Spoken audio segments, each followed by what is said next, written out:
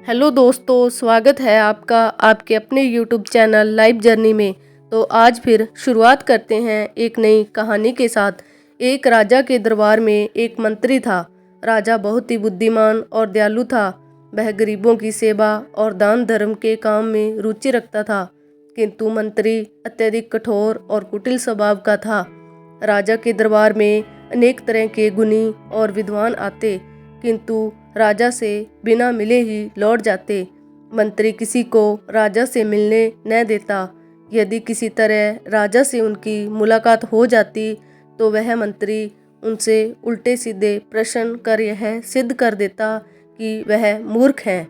विद्वान लोग अपने को अपमानित पाकर स्वयं भाग जाते। एक बार राजा के दरबार में एक विद्वान संत आए और कुछ दिन ठहरने की इजाज़त मांगी।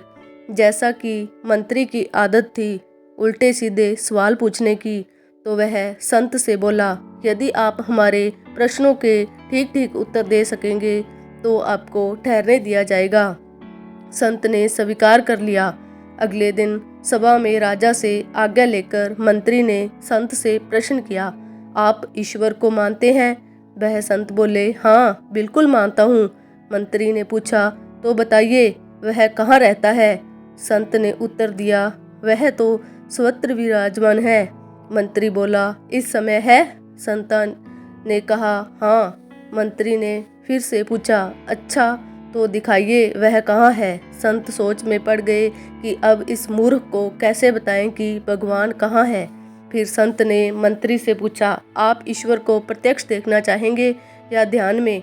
मंत्री ने उत्तर दिया, हम प्रत्यक्ष देखना चाहते हैं। संत पूछा, एकांत में देखेंगे या सबके सामने? मंत्री बोला, सबके सामने। संत ने फिर कहा, अभी देखेंगे या ठहर कर? मंत्री बोला, अभी इसी वक्त। तभी संत ने अपना डंडा सीधा किया और उस मंत्री से कहा, समझ लो कि यह भगवान है, अब आप सामने आइए। मंत्री घबराकर पीछे खिसकने लगा। दरबारियों ने मंत्री से आगे आने की प्रार्थना की, किंतु संत के हाथ में तना हुआ डंडा देखकर वह डर के कारण आगे नहीं आया। राजा की आज्ञा हुई तो मंत्री को आगे आना पड़ा। तभी संत ने कसकर एक डंडा उसकी कमर में जमा दिया। डंडे के पड़ते ही मंत्री चीख उठा और ढेर बनकर जमीन पर लौट गया। यह देख दरबार में हलचल मच गई। राजा ने क्रोधित होकर संत से कहा, यह क्या बेवकूफ़ी है? तो संत बोले, इसमें बेवकूफ़ी की क्या बात है महाराज?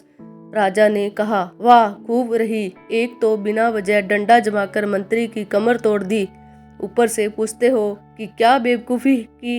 राजा की यह बात सुनकर संत ने कहा, लेकिन डंडा पड़ने से उसे क्या हानि हुई? तो राजा बोला, हानि नहीं हुई तो क्या उसे लाभ हुआ है? देख नहीं रहे उसे कितनी पीड़ा हो रही है? संत बोले, कहाँ है पीड़ा? राजा ने कहा, उसकी कमर में जहाँ तुमने डंडा जमाया। राजा की बात सुनकर संत बोले, ऐसे में नहीं मानता, मंत्री से कहिए कि वह अपनी पीड़ा को प्रत्यक्ष दिखाएं। राजा बोला, लगता है तुम पूरे पागल हो। क्या शरीर के अंदर होने वाली पीड़ा कोई ठोस पदार्थ है जिसे आंखों से प्रत्यक्ष देखा जा सके? तो संत ने उत्तर दिया, महाराज, जिस तरह शरीर में होने वाली पीड़ा को प्रत्यक्ष नहीं देखा जा सकता, ठीक उसी प्रकार ईश्वर को भी प्रत्यक्ष नहीं देखा जा सकता, किंतु कण कण में उसे महसूस किया जा सकता है। यह सुनकर राजा का क्रोध चला गया। उसने विद्वान संत को दरबार में ठहरने की अनुमति दे दी। मंत्री समझ गया था कि आज उसकी हरकतों का फल मिल गया है। उस दिन से मंत्री ने उल्टे सीधे प्रश्न करना छोड़ दिया।